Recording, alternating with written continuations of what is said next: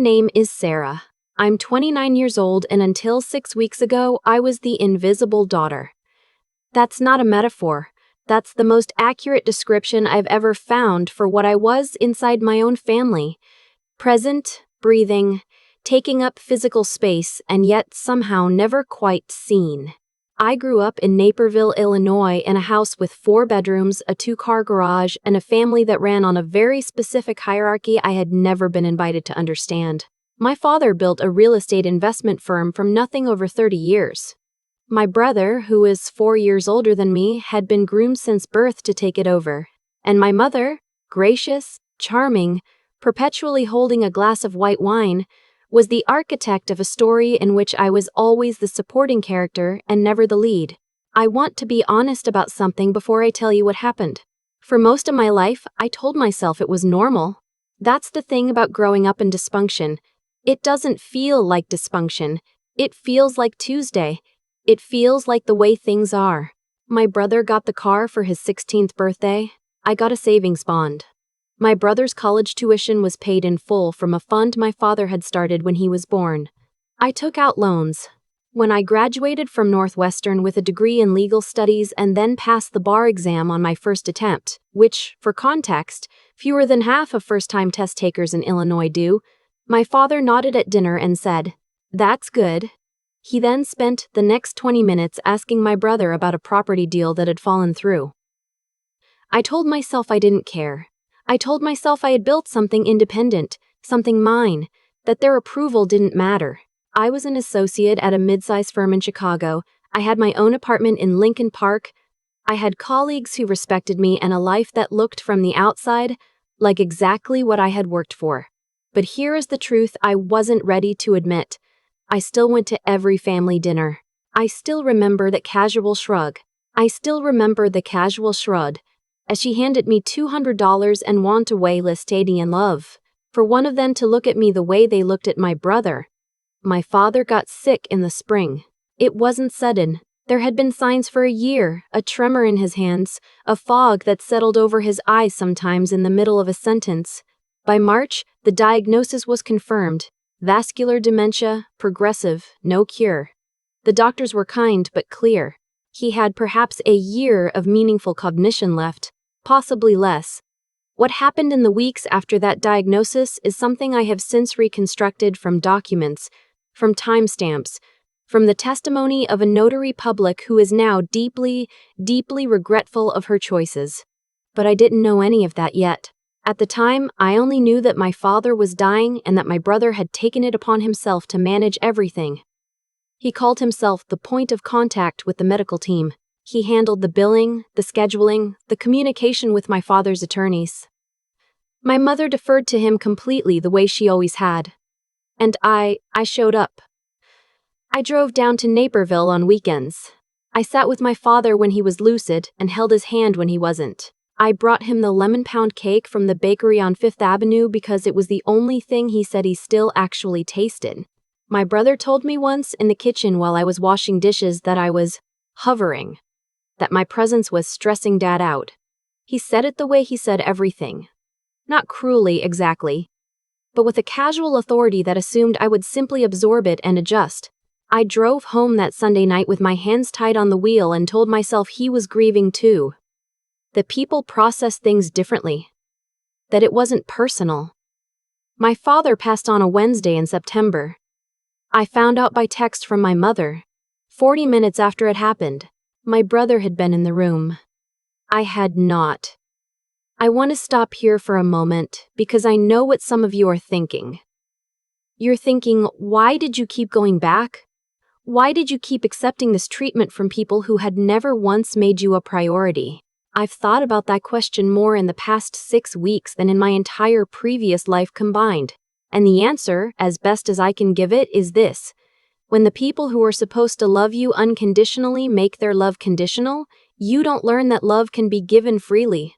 You learn that love is something you have to earn, and even when the evidence makes clear you will never earn it from them, some part of you keeps trying because stopping feels like admitting that you were never worth it to begin with. That's not true, by the way, but it takes a long time to know that in your bones instead of just your head. The estate attorney scheduled the reading of the will for a Saturday in October. My mother's idea, she wanted the extended family there. My father had 3 brothers, all of whom had flown in from out of state. There were cousins, a few family friends, my father's longtime business partner. 17 people total, arranged in the living room of the house where I grew up, sitting on furniture I had once done homework beside. Surrounded by photographs I had not been asked to contribute to. I wore a gray blazer and black slacks. I had pressed them the night before. I drove down from Chicago that morning with a travel mug of coffee and NPR on low and the particular kind of calm that I now recognize as dissociation. The way your mind goes smooth and quiet right before something breaks it open. The attorney, a man named Gerald who had handled my father's affairs for 15 years, sat at the dining room table with a manila folder in front of him. My brother sat to his left. My mother sat to his left, manner versat. I took a seat near the window, beside my uncle who patted my knee once in a way that felt like sympathy without specifics. Gerald opened the folder and began to speak. I will not walk through every line of what he read because most of it was procedural, the kind of language that real estate lawyers use that sounds more like a tax code than a human being's last wishes. But the shape of it became clear within the first few minutes. The firm, 30 years of my father's work, the thing that had employed my brother for the past 8 years, the thing my father had built from a single property in 1993 into a portfolio worth approximately $14 million, had been restructured. 14 months before my father's death, the ownership documents had been amended. My brother was now listed as the sole owner. A trust had been established in my mother's name that covered the house and a monthly income. My name appeared once in a clause near the end, bequeathing me my father's watch collection and a sum of $30,000. The room was very quiet. I looked at my brother. He was looking at the table in front of him. Not at me. Not at Gerald. At the table. My mother reached over and put her hand on top of his. I said quietly, "When were these documents amended?" Gerald looked up. He gave me the date. It was 11 months before my father's death. 3 months after his diagnosis, during the period when, according to his medical records, his cognitive decline had already been flagged as significant. I said, "I'd like to review the amendment." And my brother looked up then. He looked at me for the first time since I had walked into that room, and he smiled. Not a large smile. A small, private one, the kind that doesn't need an audience because it was never meant to entertain. It was meant to land. Just for me. He said, "It's all legal, Sarah." Dad made his wishes clear. One of my uncles shifted in his seat. My mother's hand tightened on my brother's. I said, "I'm sure it is. I'd still like to review it." Gerald, to his credit, looked uncomfortable. He said he would provide copies to all interested parties. My brother said that wouldn't be necessary, that the estate had already been reviewed by 2 separate attorneys, that he was sure I was upset but that these things were sometimes difficult to hear. Someone in the room, I still don't know who, made a small sound, almost like a laugh, quickly suppressed. I picked up my bag. I said very evenly, "Thank you, Gerald." I said goodbye to my uncles. I did not say anything to my mother or my brother. I walked out through the front door of the house where I had grown up, down the driveway I had learned to ride a bike on, and I sat in my car. I did not cry. I want to be specific about that. I did not cry, and I did not call anyone, and I did not sit there for a long time spiraling. I sat there for approximately 4 minutes. I was running a legal calculation in my head that, by the end of those 4 minutes, I was fairly confident about. Here's the thing about being a lawyer that most people don't think about. You know exactly what to do when someone commits fraud in front of you. You don't panic. You start building. Let me back up, because there's something I haven't told you yet. 2 weeks before my father died, I had visited him on a Thursday afternoon. It was a good day, one of his clearer ones. He was sitting up in the hospital bed that had been brought into the master bedroom, and he recognized me immediately, and we talked for almost an hour about things that had nothing to do with the firm or my brother or the estate. He told me about the first property he ever bought, a duplex in Waukegan in 1993, how he had driven past it for 6 months before he had the nerve to make an offer. He told me he was proud of me. He had never said that to me before. Not like that. not directly, not as its own sentence without conditions attached. He also said something else. He said he had been worried. He said he thought some things hadn't been handled the way he would have wanted. He was searching for words in the way that people do when their brain is no longer entirely reliable. And I didn't push him, but I held his hand and he said, "I don't think I signed what I meant to sign." I asked him what he meant. He shook his head. He was tired, the clarity was fading. I stayed another hour, but he slept. I had not yet understood the full significance of what he said. I had filed it somewhere in the back of my mind as the confused worry of a sick man. And then he died. And then there was the grief. And then there was the Saturday in October when I sat in my car in the driveway and understood everything at once. That night, I drove back to Chicago. I made pasta because it was the only thing I could do on autopilot. I sat at my kitchen table with my laptop open and a yellow legal pad beside me, and I started writing down everything I knew. I want to address something directly, because I know it's what some of you are wondering. Why didn't I call the police right then? Why didn't I go straight to law enforcement the moment I walked out of that house? Here is why, and I want you to understand this, because it matters. Estate fraud cases are not solved by phone calls made in the parking lot. They are solved by evidence, and the person who had access to all the evidence, the original documents, the amendment records, the notarized signatures, the communications between my brother and whatever attorney he had paid to make this happen, was my brother. If I had called the police that Saturday night, he would have had days, possibly weeks, before an investigation generated enough pressure to compel document production. Days to shred, delete, transfer, obscure. I had spent 5 years working in law. I knew that a case built on instinct and grief is not a case at all. A case is built on paper. So I did not call the police that night. I did something more precise. The first thing I did was call my father's doctor, his primary physician, the one who had been treating him since before the diagnosis, who had documented the cognitive decline in clinical detail across 14 months of office visits and assessments. I had her personal cell number because I had been the one coordinating his care on weekends, the one she could actually reach when she needed a family member to make a decision. It was 9:30 at night. She answered. I told her what had been in the will amendment. I told her the date the documents had been signed. I asked her, as a physician who had evaluated my father's mental state at that time, whether in her professional opinion he had possessed the legal capacity to execute a binding amendment to a major estate document. There was a silence on the other end of the line. She said, Sarah, I documented his status at that period extensively. I said, I know. She said, that documentation is available. I said, I know that too. She told me she would make sure her records were preserved and accessible. She told me she was sorry. She told me she had wondered at the time about some things she hadn't felt it was her place to question. The second call was to a forensic document examiner. I had worked with him twice before on cases at the firm. He specialized in signature verification and document authentication. It was late, but I left a detailed voicemail.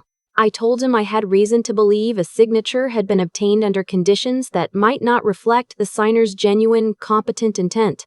I told him I would be sending him copies of the original documents and the amendment for comparison as soon as I could access them through Discovery. I told him I would be filing for that access within the week. The third call was to my father's business partner.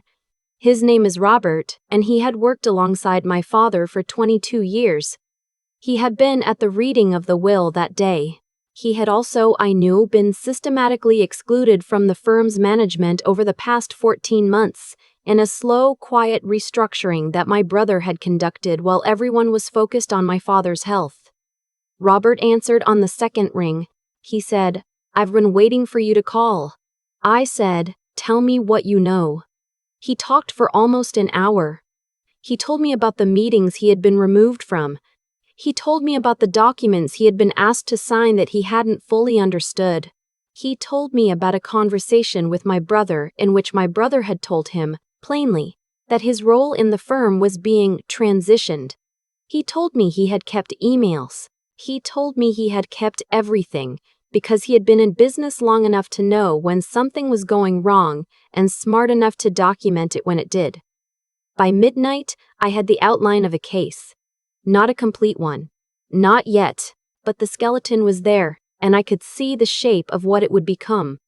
I filed a petition to contest the will amendment on the following Tuesday. I hired an estate litigation attorney, a woman named Diane who had a reputation in Chicago legal circles for being the person you called when someone in a family had been financially wronged and the wrongdoer thought they had covered their tracks.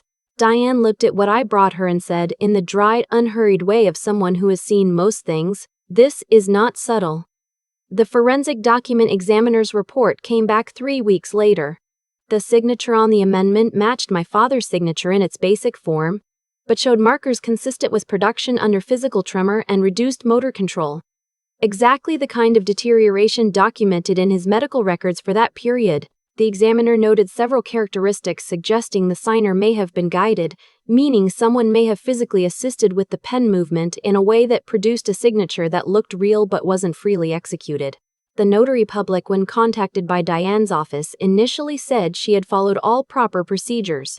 When Diane presented her with the medical records and the examiner's report and explained the potential consequences of having notarized a document signed by someone who legally lacked capacity, the notary revised her account. She had been told by my brother that my father was having a slow day but was fully aware of what he was signing. She had not conducted an independent assessment of his capacity. She had, she admitted, felt rushed. I want to tell you about the moment I knew it was over for him. It wasn't in a courtroom. It wasn't when the attorneys exchanged documents. It was a Thursday evening, about 5 weeks after I had filed the petition, when my phone rang and it was my mother. She had never called me first before.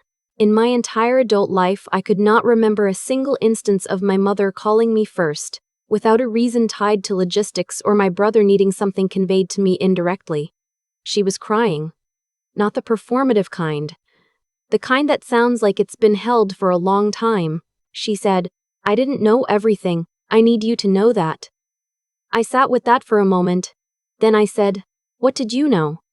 She told me.